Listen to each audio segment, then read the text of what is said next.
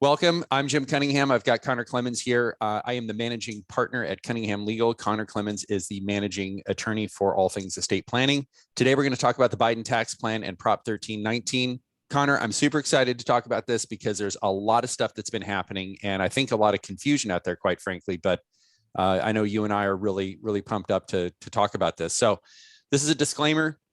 This is not legal advice. Connor's a lawyer. I'm a lawyer. There's no attorney-client relationship by watching this video. Take this at your own risk, so to speak. So this is information only, not intended to be a substitute for legal advice in any way. And subscribe to our YouTube page. If you're watching this on YouTube, you can go ahead and post your questions in the comments area, and we do look at those questions, but I really encourage you to subscribe to our YouTube page. It's a great way to stay up to date and informed. I'm the managing partner at Cunningham Legal. I've got 25 years plus experience. We have offices throughout California, and I'm a certified specialist in estate planning, trust, and probate law, as well as a licensed California real estate broker and securities and insurance licensed. Connor is the managing attorney for all things estate planning at Cunningham Legal. He took and passed the certified specialist exam and is awaiting his final certification, which takes a long time, for lack of a better term. It should be literally any day.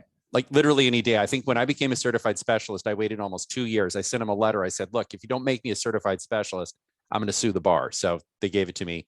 And you have a master's in taxation. So you know your stuff. So Connor and I are here today because most people, not everyone, but most people want to pay the least taxes possible while securing a legacy for themselves, their family, and their loved ones. We're here to help you craft a plan, give you options, make recommendations that are part of an integrated tax plan that reduces your overall tax bill. And this leads to more wealth for you and your loved ones and your family. So with that, Connor, what's going on in the House Ways and Means Committee? The Biden talked about what he wanted, but what are we talking about here today? So I'm sure you guys all watch the news, and a couple big bills are floating around Washington. One of them is a $1.5 trillion infrastructure bill, which has some bipartisan support, but obviously not enough to become law.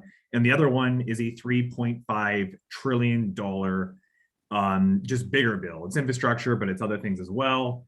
And it doesn't have bipartisan support. It also doesn't need to overcome a filibuster. It just needs every Democrat on board. And so the news really talks about the spending. What we're going to talk about today is the taxation and how it's going to affect all of us. So, well, let's get to it. We'll also talk about the Prop 13, the developments on Prop 13. So a lot of exciting stuff happening. The Senate Bill 668 is dead. That's not going anywhere. That would have kind of rolled back the Prop 19 ban on parent-to-child reassessment exclusion, except just for the family home. But now what we're seeing is a ballot initiative that's been sent to the California government, and they're in the process. They need 1.1 million signatures. This expands brings back the parent-to-child reassessment exclusion and expands it from 1 million to 2.4 million plus, meaning 2.4 million plus 2% a year. So these are the things we're going to talk about. So here's how the death tax, and I use the term death tax. Estate tax is a very specific tax. It is the federal estate tax, but there are a lot of taxes that are death taxes. And I would lump in generation skipping transfer tax is a form of a death tax. So this is not a political term so much as it is an all-encompassing term, but the estate and death tax removes, this is the proposal, it's to remove the 2017 Trump era $5 million sweetener. Now, what do I mean by that? Well, right now you can leave $11.7 million tax-free to anyone, right? You can leave 11.7 million and there's no death tax. Above that, it's 40%. And so how the IRS views this is there are two exemptions that are going on. There's your older exemption, and that was the one that was under the Obama administration in 2011. That is $5 million plus inflation. So in 2021, it's 6.7 million. During the Trump administration, we got an extra 5 million. And so you can think of it as a cake with frosting. So the cake is the Obama 2011 exemption that was 5 million and now it goes up to 6.7. That's the cake. And what do you have on top of a cake? You got frosting, right? Well, the Trump era death tax exemption is that extra 5 million on top of the Obama cake if you bear with me here. Well, what the IRS has said very clearly is if you make a gift, if you make a taxable gift, you're making it from the cake you're not making it from the frosting. So you in order to make a gift that incurs potentially a gift tax, you would burn that exemption, but you're burning it from the bottom. Okay, so what this translates to is if you make a gift, if you say, gee, I'm going to make a gift of $5 million, so that's out of my estate, I want to take advantage of this, you're giving $5 million of a $6.7 million exemption. You're not touching the one that you're trying to save, which is the Trump era exemption. So really pay attention. And I will tell you, functionally, if the goal is to make a gift, you really need to be thinking about making a gift greater than 6.7 million for it to have much efficacy in all things being said. Now, that's different from an estate freeze, but that's what's going on. So this one proposal is to take away that extra $5 million exemption. And so here's an example. Rich, it's a good name to have for a rich person, has a $1.7 million home, $5 million brokerage account, and a $5 million life insurance policy. Yes, life insurance, the death proceeds are included in your estate, okay, unless you do some extra planning. That's 11.7 million. So if Rich dies this year, no death tax. If Rich dies next year, 2 million in federal estate tax. FET is federal estate tax. So that's a clear example of the difference and the impact it has in this particular case. So if you're thinking about making a gift and using your extra 5 million, you need to get started ASAP, right? Or if you have a loved one with an estate of greater than 5 million, please share this important information because we meet with a lot of people. They say, Jim, I've got a $20 million estate and I'm single and I've got 3 kids and I want to minimize death taxes. Well, that person might make a gift of 11.7 million, but make a gift in a way where they retain control, right? So the kids aren't getting it. You don't want to spoil your kids, but that's kind of where we're going with this. So, but that, again, that 6.7 million is indexed for inflation. There is also an increase in the special use valuation. So if you're a farmer and you've got a piece of land that's in the path of development, right? The farmland is worth more than its use as a farm, right? Because there's a potential for development. Well, there's a special Internal Revenue Code section that says, listen, you can use a special use valuation on up to 750,000. That's current law. They're going to expand that. This is the proposal, is to expand it to 11.7 million. So this is designed to, it's the government giveth and taketh away. Ideally here is, so if you're an owner of farmland in the path of development and you pass away and you want to leave that to your loved ones, you can use this special use valuation. So it's a different type of valuation other than the fair market value valuation. And so that's a pretty robust expansion. Do you want to talk about the capital gains tax increase, Connor? Yeah, so we've all heard that President Biden is interested in raising the capital gains rates. There were some really devastating numbers for some of our clients that were floating around. And the proposal that came out of this bill, or what will be this bill, is a more modest proposal. So we're talking about increasing the rate for the highest earners from 20% to 25%. And you can see single filers, the highest earner threshold is 400,000, and for married people, 450. I guess if you look at this bill, it really says that a high earner in America, someone who's wealthy, we'll call it, is a single person making 400 and a married couple making 450. That does seem to be the cutoff, whether that be good or bad. Now, just like I said earlier, Biden really wanted a higher rate. He wanted that 39.6% rate. It's easy to say one thing, but it's hard to get 350 people to agree. So 25% the way it's going to be for now, but don't forget the bonus tax on top of that. We have the 3.8% net investment tax, the Obamacare tax that gets tacked on to that capital gains rate. And then you have the California capital gains rate. Most of our people watching are in California. And if you're a high earner, you're going to pay 13.3% in addition to your federal capital gains rate, or whatever your state's capital gains rate is. California, that rate might go up, by the way. 13.3% isn't high enough. Not for some. They wanted 16. So that's capital gains tax. By the way, this is a huge sigh of relief for people who have a lot of capital gains. So something to understand, really rich people, if you're a billionaire and you want to buy a jet, what do? You don't sell your stock. If you're Jeff Bezos, you're not going to sell $10 million of Amazon shares. What are you going to do? You're going to go to a bank, you're going to borrow it. Mm-hmm. So you're not really selling anything, right? So, but this is a big relief. So for rich people that they tend not to have much income as much as they do capital gain. This is a real big relief. Now, even though taxes are only going up 25%, because 20 to 25 is a tax increase of 25%, it's a lot better than almost doubling to 39.6. Jim, really quick before you go on, just Yeah. because I get this question so much, I think I've already seen it here. You know, what happens if we have our more middle class California person, husband and wife, make $250 a year? What happens if they sell their house? They sell a $1 million house. We'll call it the second house. Get rid of the 121 exclusion. Are they now in the highest tax bracket for capital gains? Yeah, well, what it is, yeah, it's they look at your income. That's absolutely correct. So it does push you into the higher capital gains. Well, it can. No, it doesn't. It's the cap. Well, you know what? That's a really good question. I can't think off the top of my head on that one because I'm looking at 4 other questions that I want to touch on right here, which are, how will qualified dividends be tax handled from September 14th through the end of 2021? I don't know. Now, these bills can be effective the date that they're introduced. So it depends on if the legislation is retroactive to qualified dividends. And then Ariana asked, we have a webinar coming up tomorrow. For the Freitas firm, an attorney's retired, and we're taking over his essentially his book of business and serving his clients going forward. That webinar is totally different than this one.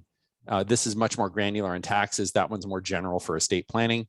Robert asks, if I give away $6 million this year, how much will I have left in January 1 of 2022? Well, it depends, right? And forget the inflation adjustment for the 6.7 for the $11.7 million exemption, Robert. If no bill is passed, you have an $11.7 million exemption plus, right, next year. So you would, if you gave $6 million this year, you would have $5,985,000 less that you could give tax-free because you got $15,000 a year as a tax a freebie. But basically, you would be left with $5.7 million of an exemption if the law didn't change. If this bill passes and you make a gift of $6 million, you would have $700,000 left. That's how the math works out. And so Robert has a follow-up question. What if I give away $3 million this year? How much will I have left in January 1 of 2022? Well, 11.7 minus 3 is, what is that, 8.7? You'd have 8.7 left if the law doesn't change. But if the law does change, you'd have 6.7 minus 3. So you'd have 3.7 million left. So you see how that's working.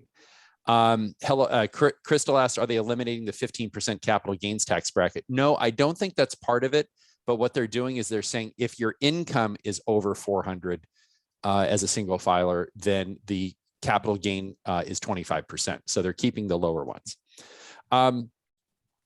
Well, here's what's really important in looking at this, because, you know, Connor and I have been following this pretty much on a daily basis. What's missing is the elimination of the adjusted cost basis of death. That is not part of this bill. So that was something that was kind of seemed like it was floated by the White House, and people kind of said, what are you doing? Like, this is really not fair. And so that is not part of this bill. And currently at death, everything gets an adjusted cost basis. And here's the magic words: if it is includable in your gross estate. Well, what does that mean? Okay. Basically, if you own it when you die, plus some other exceptions, if you own it in your name, then it gets an adjusted cost basis if it's in a trust or potentially a partnership, but that's a little more complicated. And this is a freebie. So adjusted cost basis, you know, my parents are a great example. My parents have a lot of rentals that they acquired in the 70s or in the 70s.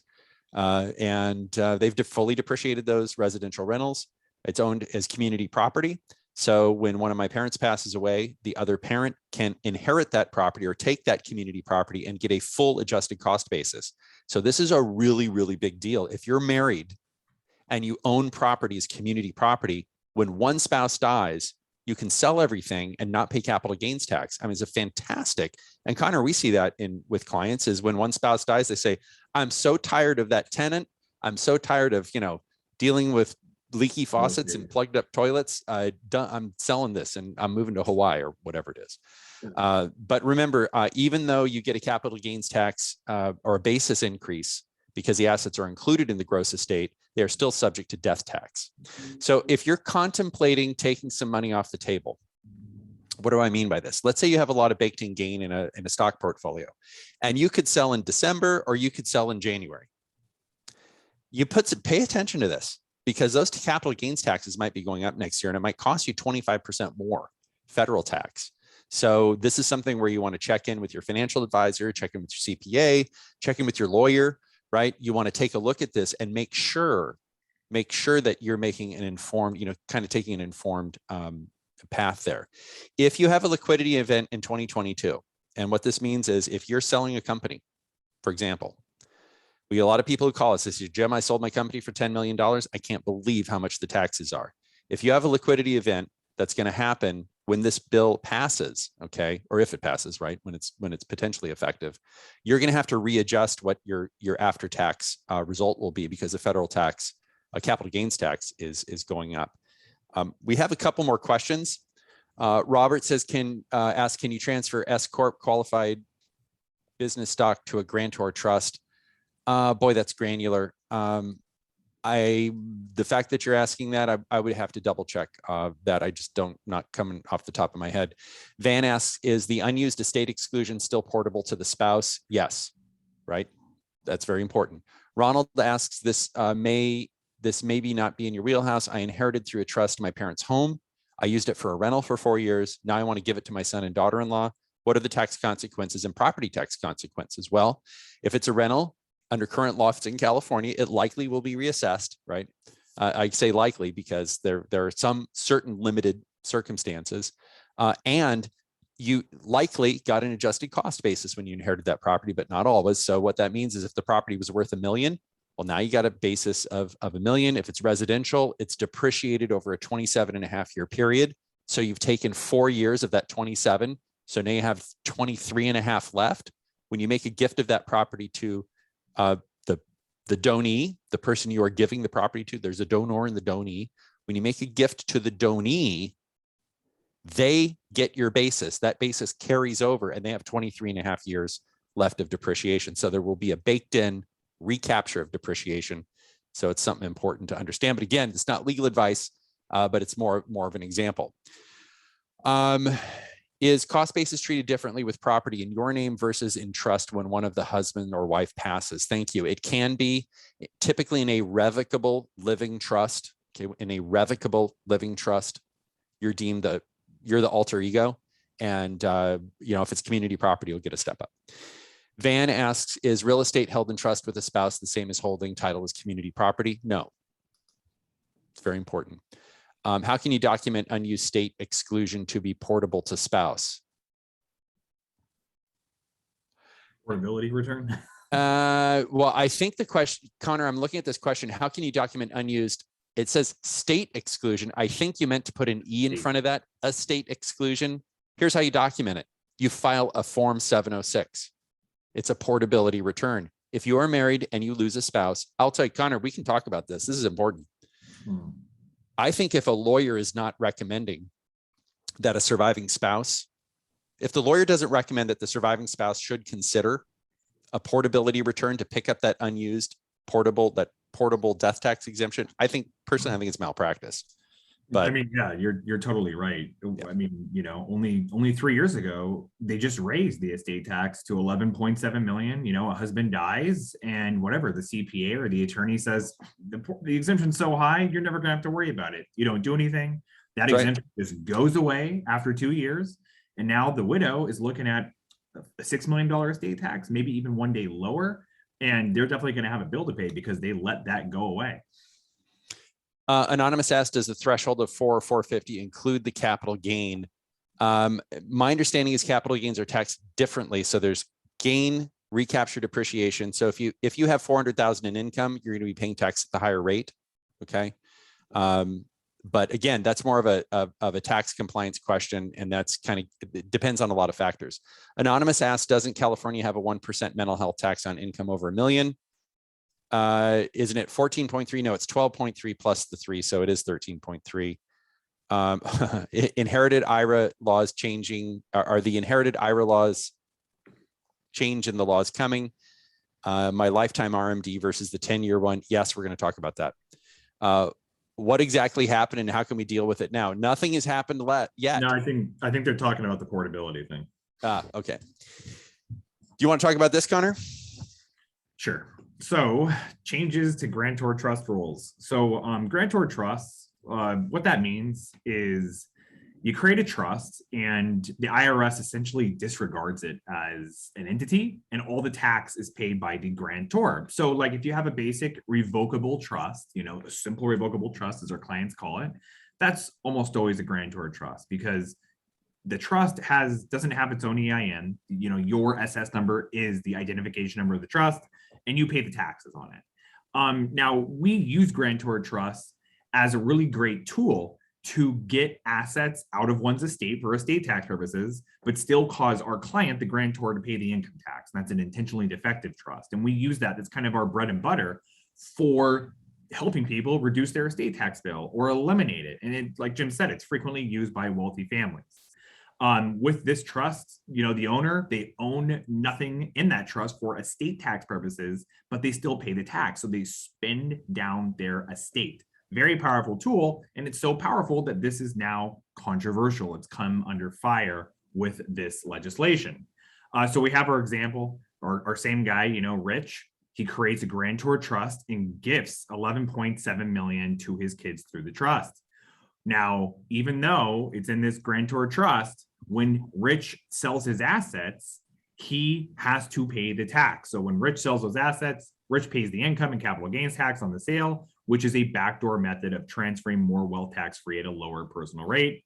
If it's not a grantor trust, the taxes are paid from the assets gifted. So if it's a non-grantor trust, the trust has its own tax brackets. It's going to pay the tax. And a trust tax bracket is they're consolidated. That's the way to look at it. So it's high. It's very high, like 13,000 in income. It's crazy. It's your maximum bracket. So the idea here is Rich is able to give an asset. And as those assets kick off taxes, even though Rich doesn't own it, he's responsible for paying the tax bill. Now you may think that's a raw deal. Why do I give something away and now I'm stuck paying the taxes? Well, again, as Connor said, it's a backdoor way of getting your kids more assets. Now, this bill proposes to effectively kill this strategy, okay? But they are grandfathering this in. And this is, as it's proposed, it's effective January 1. Well, so if you it's effective as it's proposed the day this thing's signed. So the estate tax goes down to 6.7 on January 1. This could take place at any day. So if this is something that you're looking into, you got to do it now. And so what happens is, so what's really happening, how it's killing it is if you set up one of these trusts, it is included in your estate. So when Rich transfers the 11.7 million, it's pulled back into his estate. And it effectively kills the strategy. It makes it so you wouldn't use it. Now, a variant of this is some families say, listen, I have more than 11.7 million that I want to transfer to my children. In fact, I have 20 million more and I want to, or 10 million more. And I want to shift this to my kids.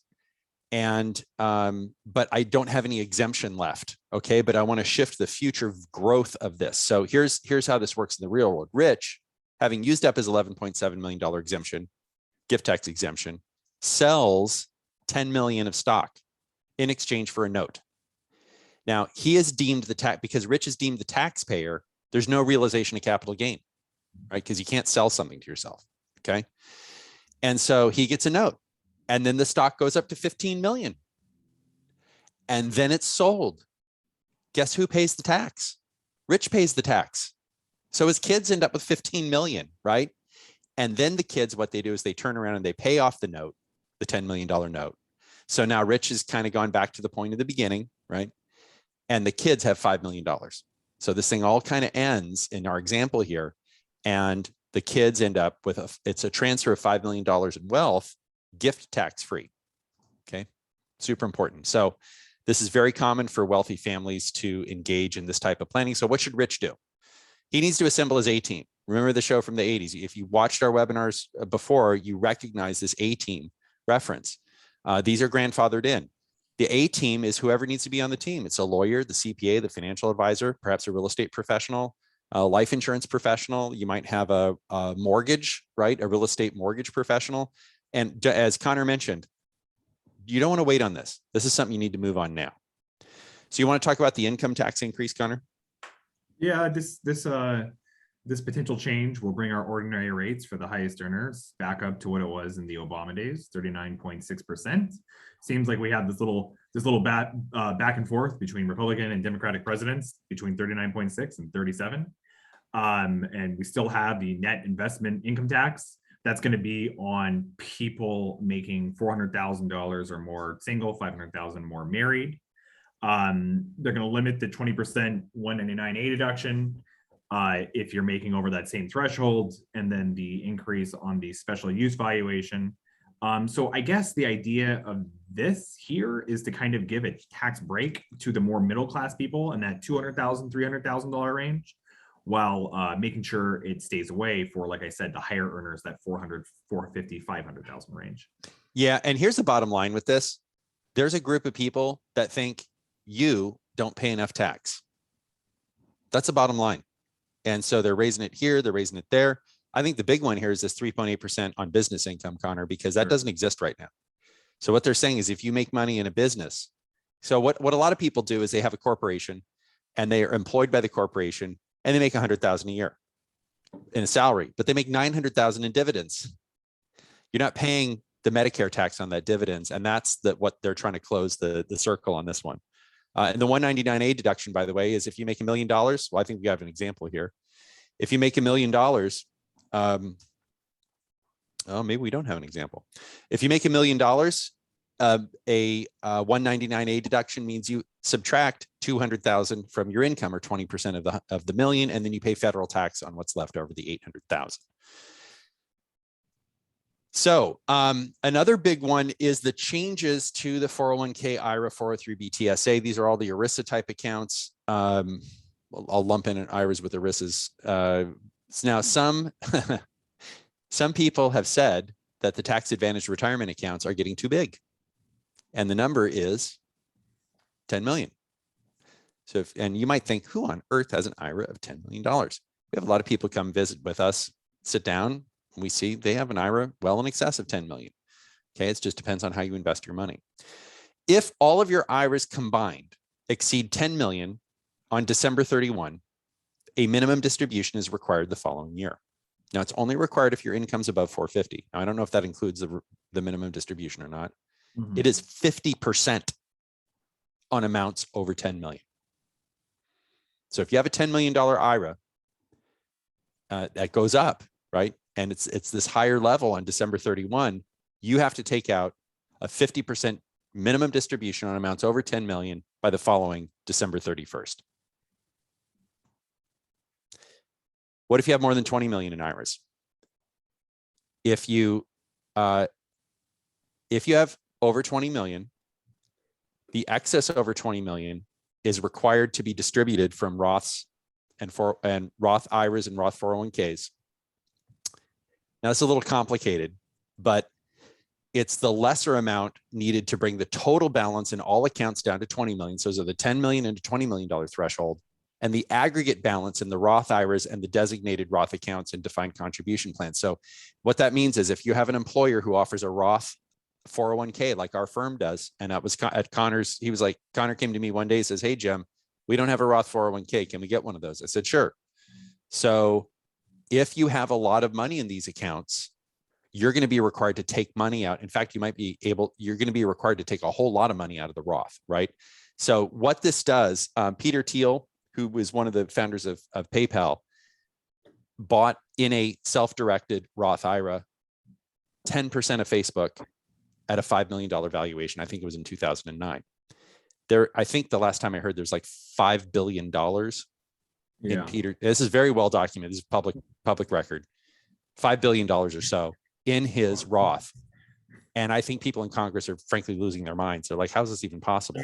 This is totally a response to that article. Yeah. And it's not quite public record. I think it was ProPublica that somehow released the numbers. But either way, that is confirmed. He has $5 billion. And Mitt Romney had over 100 million in an IRA when he ran for president. Yeah. So, once you've distributed 100% of your Roths, this is on very large retirement accounts, you get to decide which accounts the 50% comes out of. But basically, there is an effective cap of 10 million on retirement accounts. And this is beginning January 1 of next year if it passes. So we don't know if it's going to pass or not. You want to talk about the the elimination of the Roth conversion? Yeah. So, a lot of people come to me and say, oh, Connor, I can't contribute to a Roth because I make too much money. Because the blanket rule is if you make over about 140, you can't contribute to a regular Roth IRA. But, there's a way to do what's called a backdoor Roth or a Roth conversion where you just pay tax on your IRA. It's a little bit simpler, or I'm making it sound simpler than it is. But regardless, you turn your pre-tax money into post-tax money, where your distribution, you'll never have an RMD, you'll never have to pay tax, and your kids, if they inherit, will never have to pay tax. Also, the Roth 401k that Jim mentioned, you can have a Roth 401k no matter how much money you make. If your employer offers a 401k, they can offer a Roth 401k, you can make $1 million a year, contribute to it. The government is seeing that this is an issue, that too many wealthy people are making too much money off of this and not paying enough tax. So they are proposing to essentially end the backdoor Roth, the Roth conversion. It wouldn't be right away under this bill. It would be in about 10 years, as I've been joking. Congress wants to make sure they can do their Roth conversions before this law goes into effect.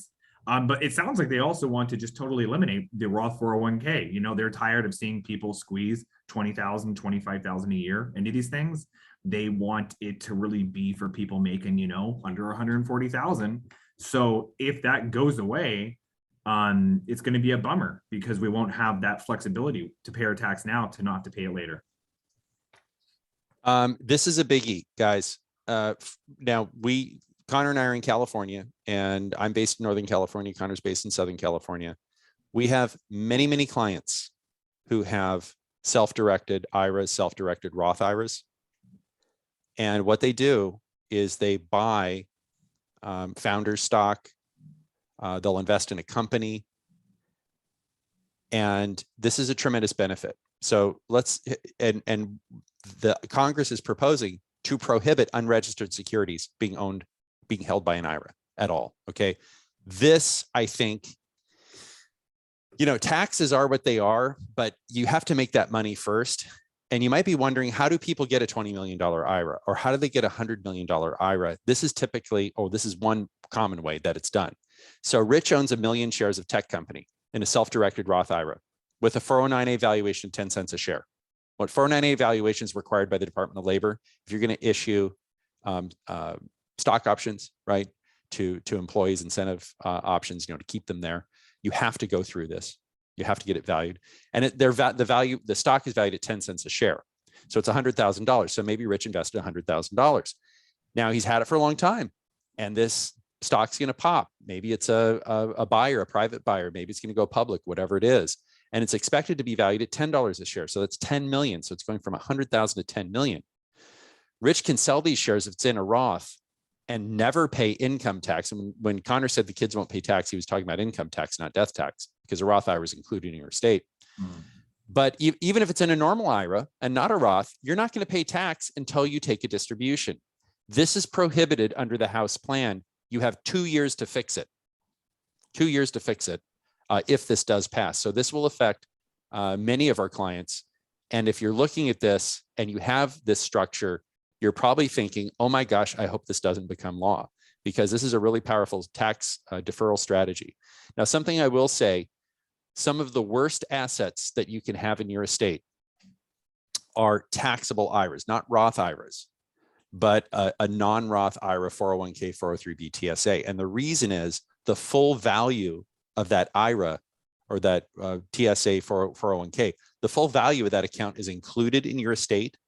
But when your loved ones take out a distribution from the IRA, they have to pay tax. So you are taxed twice. You got to pay a death tax on amounts that will ultimately be paid to the government in income tax. Pretty unfair. SALT deduction, Connor? Yeah, so when the Republicans passed the 2017 tax cuts, they kind of raised taxes on people in these high income tax states like California, New York, Illinois, because before you could just take an unlimited deduction on your state and local taxes, and now it's capped at 10,000. So ever since the 2017 tax cut was passed, there's been a lot of congressmen that have said, hey, bring back the unlimited deduction. Like, first thing that happens once we have Democratic administration is that's what we want. Bring back the unlimited deduction. But President Biden has really pushed back. And, it really is a revenue raiser for the US government. You can see in 2017, this deduction cost the federal government $122 billion. And once the SALT cap was put in place, it reduced that expenditure to $24 billion. So it's a way to make money. So there's kind of a middle ground that's trying to be reached. President Biden doesn't want to stretch it out to unlimited. So they're kind of thinking 20,000 instead of 10,000. Of course, just like everything else we're talking about today, there's room for negotiation, and this is the main one here. But this is sort of a tax break, I suppose. Keep in mind that if this goes through, this will help you for income tax purposes if you have high state and local income taxes. We're talking about property taxes, whatever else. So that is a possible tax break that we'll see under this. Yeah, and on a webinar, last week's webinar, I discussed with Phil Wilson the workaround, the California's workaround. If you have a business, right? If you've got a corporation or a partnership, California is now letting you pay the state income tax that otherwise, right? So if you have an S corporation and those profits flow through to you, and you pay $100,000 in state income tax, you're going to be limited to $10,000 on your deduction. So that 90, you're going to have to pay federal income tax on that. Well, California is permitting a workaround, and it's a flat 9.3% tax. So you actually get a little bit of a tax break, which is kind of cool, right? Instead of 12.3, it's now 9.3. It's a flat tax, and you pay that at the entity level. So if you have an S Corp, the S Corp would pay those taxes. So pay attention to this. If you're a business owner, you need to check in with your CPA, right? Your tax professional, because you don't want to miss a deadline, because you might have to pay that this year. I don't know what the rules are. We're working this out. This is kind of a work in progress with the state of California, but it's something really to pay attention to. All right, so we have a lot of questions. We're going to keep those. We're going to keep those till the end. Now we're going to the second. And now here's something we hope you'll really like. Rocky and Bullwinkle. Hopefully you guys understand the reference. I used to love Rocky and Bullwinkle when I was a kid. There's a ballot initiative to bring back Prop 58, the parent-to-child reassessment exclusion. It is sponsored, as I mentioned at the beginning, by the Howard Jarvis Taxpayers Association. And we're going to kind of briefly go through this. And, until February 15th, kids could largely keep their parents' Prop 13 tax rates. So when the parents died or was sold or was gifted to the children, the parents could keep the low Prop 13 taxes. Prop 19 took away the $1 million parent-to-child reassessment exclusion. What that means is now, unless it's a family home, everything's getting reassessed. Everything. It's going to be reassessed at its fair market value. And in California, there can be a really big difference between assessed value and market value. It's very important to remember that assessed value is not market value. Assessed value is the value that the assessor determines, right? They pick a number, they determine a number, and they have to follow law. They give that number to the tax collector, then the tax collector puts that on a bill and charges you 1%, right? Plus a little bit of extras. So if your parent buys a house in the 70s for $50,000 and it's worth $2 million, your assessed value might very well be $100,000. So that's the difference I'm talking about. And it used to be that kids could keep the $1,000 tax bill instead of it being reassessed and jumping to $20,000. Those days are over, right? So generally it's reassessed. There is that limited exclusion, and your tax bill goes up 20-fold, right? It goes from $1,000 to $20,000. So now here's the initiative. The initiative is called the California Changes to Tax Assessment on Inherited Homes Initiative. So if you go to the supermarket and somebody says, hey, do you want to sign this ballot initiative? If this is what the title is, that's what they're talking about, okay? This may appear on the ballot, if it gets the signatures, in November of 2022. It would increase the exemptions, the reassessment exclusion, from what used to be $1 million, not tied to inflation. That's the 1986 number.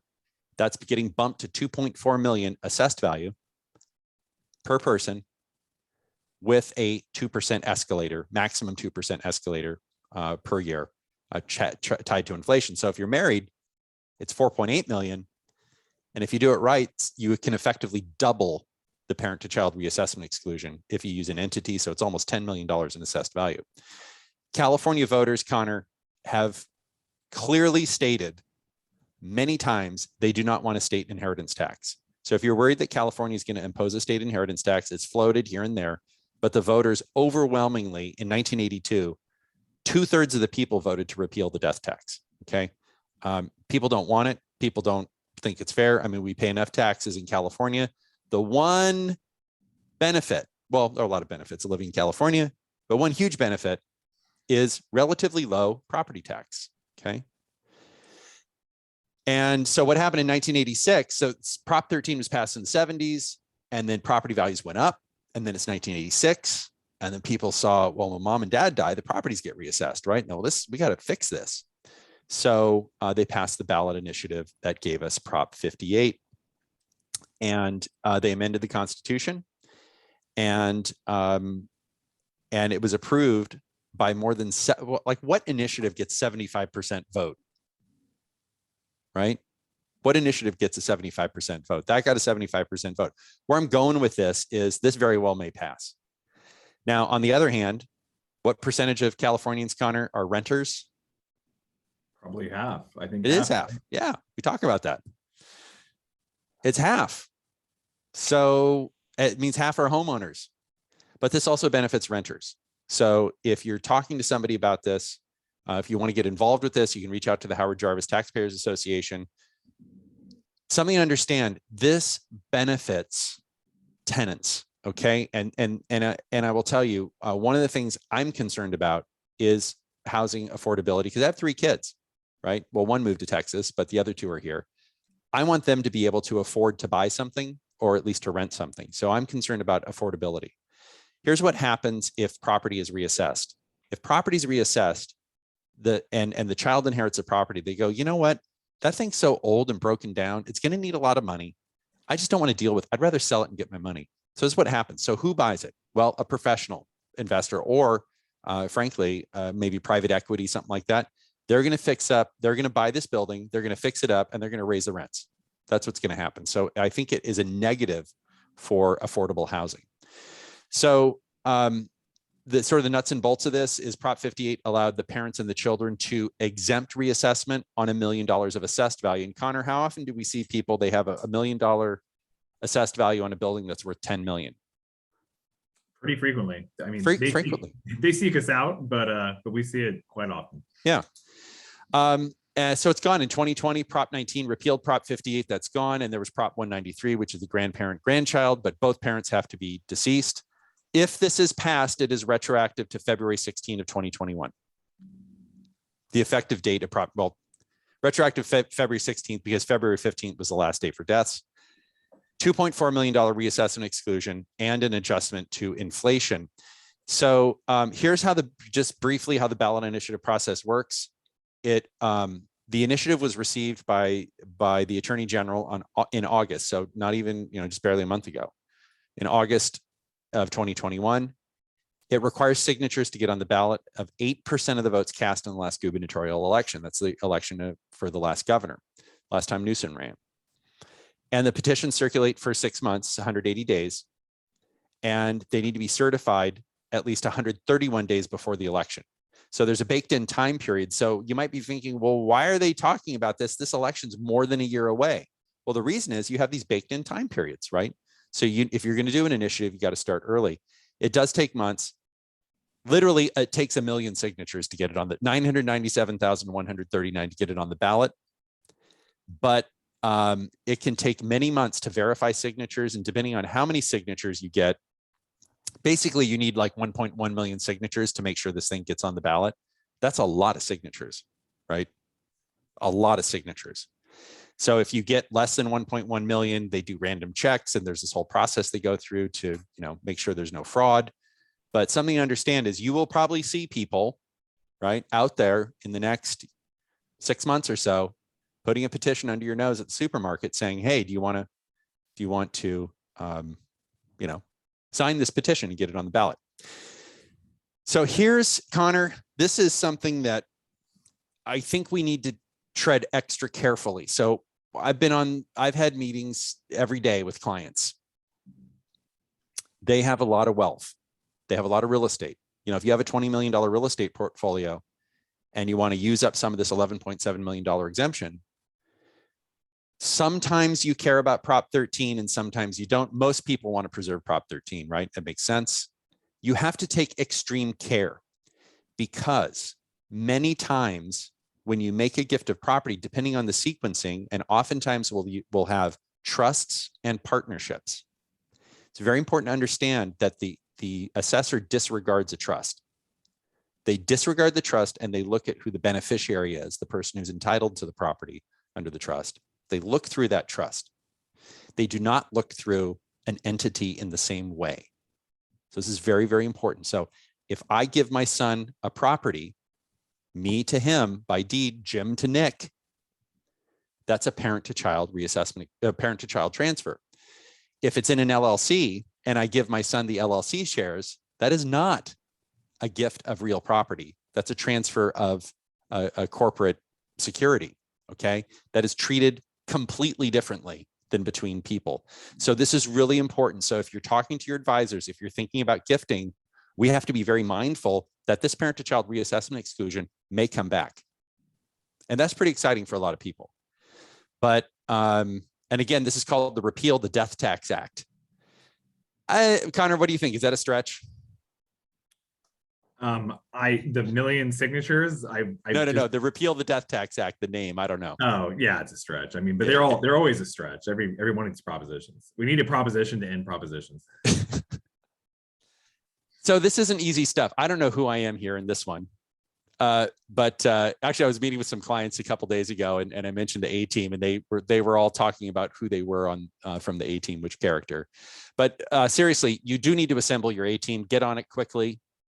You need to get your real estate professional, your lawyer, your CPA, whatever it is. And I will tell you, everyone's busy right now. Everybody, for a variety of reasons, but everyone's busy. And it is true, rich people do pay less tax because they do three things. They hire the best advisors, they take their advice, and they have capital that they can deploy strategically. That gets you to pay a lot less income tax and the wealth transfer. So who should do what and when? If you're a business owner, I would say if you have a business owner or have more than $2 million net worth, including savings, investments, your home rentals, commercial, industrial, Iras, and want to pay less tax, I would recommend you seek out advice in 2021. That's whether you do it with our firm or another firm. But if you wait, it may be too late. And we're right now, as we record this, we're in September. It's kind of almost too late. Okay. If you wait till like December 26th, you're not going to get anything done. All right. Because people our industry is very busy the last month of the year, and it's almost like there's no room at the end. So what we'll do is we'll take some questions here. So go ahead and type your questions in. Van asks, if real estate is held under a revocable trust with spouse is not titled as community property, how do you avoid probate if you retitle under community property instead of the trust? Van, you need to talk to a lawyer. I'd be happy you could reach out to us. We would talk to you about how to deal with that issue. That it's a multi-layered complexity to that. One of the invisible layers to the client is the ethical duties to the lawyer to the clients. So if two clients come to us and one spouse owns separate property and they want to make it community property, many times you have to go to two additional lawyers, which a lot of people aren't thrilled about. Connor, I don't know. Are people thrilled when you have to do that, when they have to go to a different lawyer? No, but that's the only way to get it done properly. You have to get independent counsel before you transmutate your property.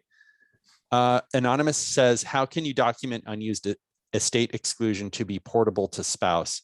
Was informed by attorney, accountant, no need to worry. Like you mentioned, ? IS form was not filed in time. What can you do now? You can request the IRS give you an extension for cause, but there has to be cause. So like surviving spouse had cancer, that's one. We've applied for a couple and we've been denied for a couple. I hate to say it, but that advice was just given around too freely. There's nothing to do when somebody dies because the exemption is so high. You know, it's kind of like being on the ground and looking at the world around you, and then being at the top of a 50-story building and looking at the world around you. It's the same world, but it's a different viewpoint. So in our firm, we take a much longer view. We don't just look at this year. We don't look at next year. We don't look at the next decade. We're looking at 1 generation, 2 generation, 3 generations now. And I hate to say it, but because I talk to lawyers about this, and they'll say, yeah, well, you know, that exemption's 11.7 million. That couple, they only have $5 million. They don't need to file for portability. Well, the problem is we don't know what the future exemption is going to be. Actually, we do, because that we're going to lose that extra 5 million on January 1, 2026. And those 5 million in assets, certainly those can grow. I just think it's a little, I don't know. I don't like it. And I hate to say they're my, you know, they're members of my profession, but I think they're not paying enough attention to it. If a parent's residence is in more than one trust, and that parent might need to go to a 1-story or assisted living at some point, is there a recommendation about getting the house to the adult children in order to preserve Prop 13? Because the concern is if you go to assisted living, that California will not count the bigger family home as the elder's residence, but instead some rented assisted living home. I'm concerned because of wanting the best care for the elderly parent, including being allowed to go back and forth between healthcare, assisted living, and home. That's something anonymous. You got a lot in there. I will say, as a general rule, the family home, you can pass the family home and you get a $1 million reassessment freebie. And above that, it's taxed. We have a lot of webinars on that. I would encourage you to take a look at that. Somebody lives there. But yeah, we do appointments with that question all the time. So I mean, Yeah. That's definitely an appointment type question. Charles asked, does it include Roth IRAs? I think that's going back to our IRAs. Yes. And so what you're seeing is the government's approach is going to be different when it comes to lifetime minimum distributions based on the value of the account. So right now, we only have lifetime minimum distributions based on the type of account, because a Roth doesn't have a minimum distribution ever, and the age. Well, now they're adding a third category. In addition to whether it's a Roth or not and your age, they're starting to look at the value. All right. So, and now this isn't law, but that's where we're headed. So they're adding this third sort of test. What if there are co-beneficiaries? Does a $10 million IRA inherited really drop to 5 million each? This whole analysis of looking at the value of the IRAs is based on you, the participant. That's actually a really good question, Connor, because what if you have an inherited IRA? I think those rules probably. It's aggregates. I mean, so I've seen actually people ask this question, and it's unclear. But either way, like, none of these rules are in stone, period. So just you're on notice that they're trying to limit the IRA, whether it be for 10 or 20 million for a married couple or something else. But that limitation might very well happen. And Kirby asks, does the $10 million IRA distribution apply to Roth IRAs? I think it does. And it's like an extra, you have to drain your Roth IRAs if you go over 20 million is the bottom line, right?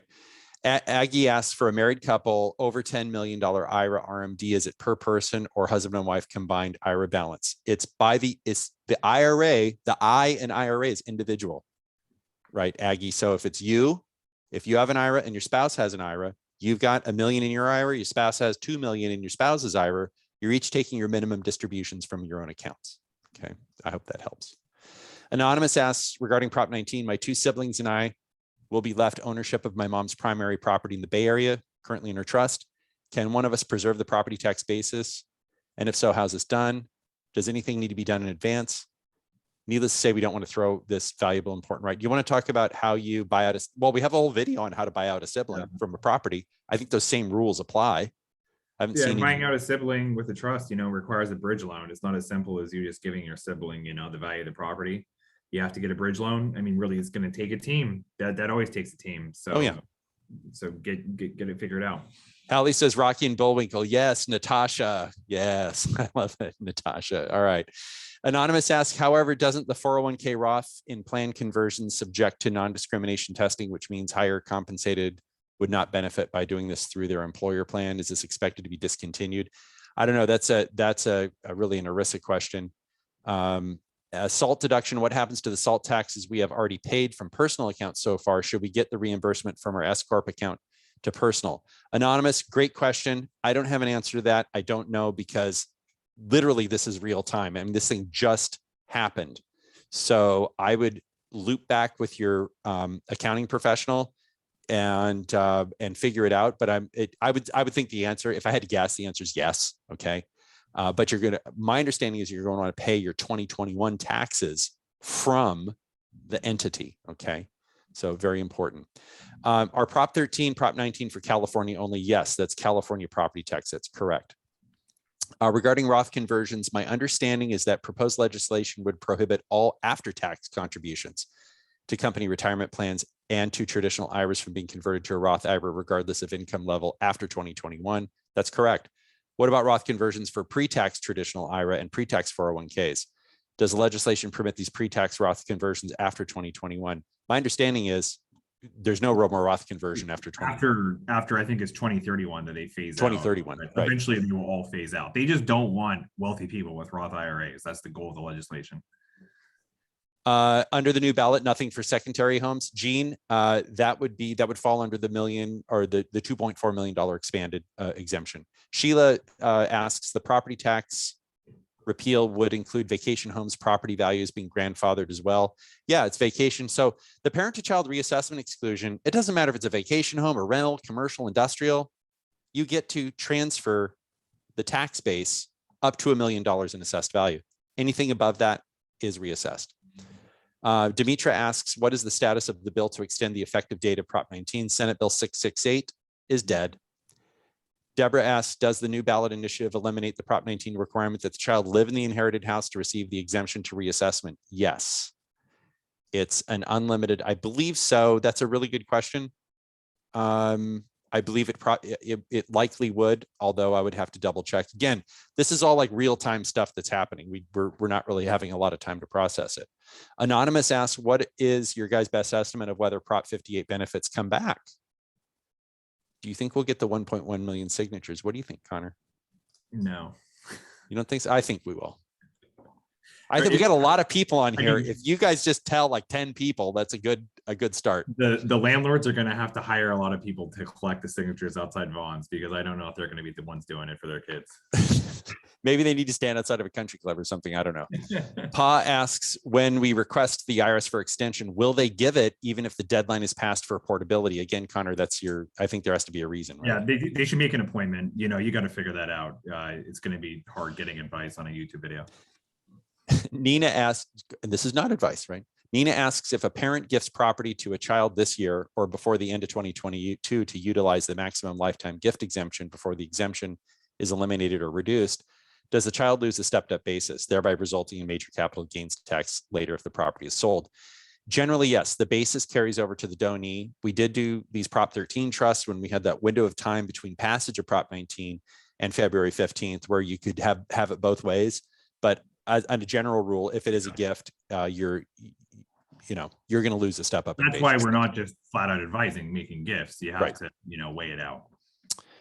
Mark, play the what if game. In previous discussions, you mentioned how going forward, one way to build generational wealth is to use LLCs when buying property, so the assessment happens then. If the Howard Jarvis Taxpayers Association is successful and this goes on the ballot and passes, fingers crossed, is there any reason or rationale to still use the LLC structure at that time? Yeah, Mark, there is, because it's actually better using the LLC structure. If I buy a property with an LLC, so long as nobody gets more than 50% and control does not change hands, that property is never reassessed, no matter who buys the property or no matter how the property is transferred. So one advantage is, if you're a wealthier family, you say, I'm a grandpa and I might want to give these LLC units to my grandkids in a gifting trust. Well, and the key there is plural, grandkids, plural, because there's more than one. Their property's not going to get reassessed. So there are a lot of reasons to consider an LLC. Charles asks, if I made a gift on a piece of real estate with a fair market value of 1.3 with a depreciated basis of 750 to an irrevocable trust, what's the basis for the recipient? 750. The basis carries over to the donee. JL asks, I understand that when a homeowner is moved to a nursing home, his home is not his residence anymore. If he dies in the nursing home and there was no spouse living in the house at the time, then the children can't inherit the house. JL, the rule is if the homeowner's exemption is listed on the house, many times people will move from the home to the assisted living facility and subjectively intend to return to the home.